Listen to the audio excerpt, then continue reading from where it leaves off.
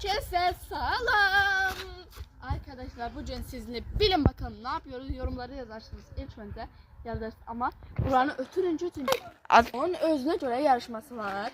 Biz bu günlərim dostlar sizinlə nə edirik? Deməli 3 nəfərik, Agil, Məhəmməd və mənim adım Aylin olar. Nə oyunu, nə yarışı olduğunu deməyəcəm.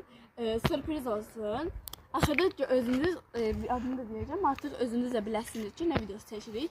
Kanala başlamadan öncə, videoya başlamadan öncə hələ ilk videomuzdur. Sizdən bir dənə like və bir abunənizi görmək bizim üçün.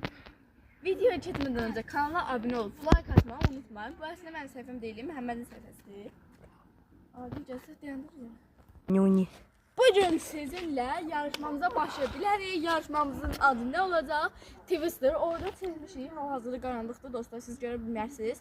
Amma biz Twister oyunu çox maraqlı oyun olduğu üçün axırda Instagrama da story'mə qoyacağım səhifəsində oyun səhifəsi. Girib nə oyunlar istəsəniz o səhifədən yəni tapa bilərsiniz. Uşaqlarınız üçün və yaxud da böyüklər üçün hər bir oyun var. Sizin maraqlandırıcı bir. İndi Agil hələ söhbət edir. Agil gələndən sonra videomuza keçəcəyik. Birinci mən çəkəcəm. Sən oynayasın, sonra sən çəkəcəksən, mən oynayacağım. İndi videonu dayandır.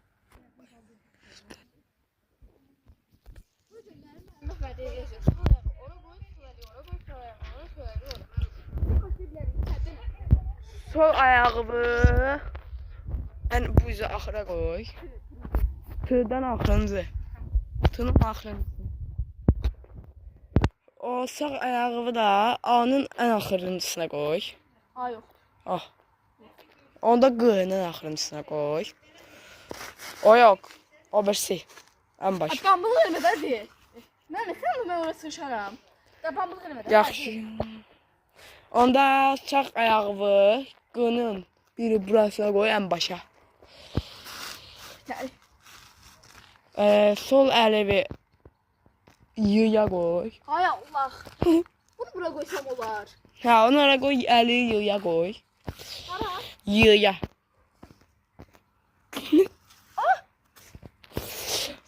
Sol elinde tüye koy. Ay gəlmə pambıq eləmə. Elin orada kalmadı, ayağın yok ya. Bir elin Y'da, bir elin tüyde. Gözləyə bilmişəm.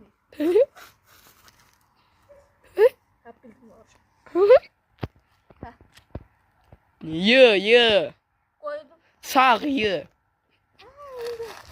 Elimi. Sağa Y'ya koy, solda tüye koy.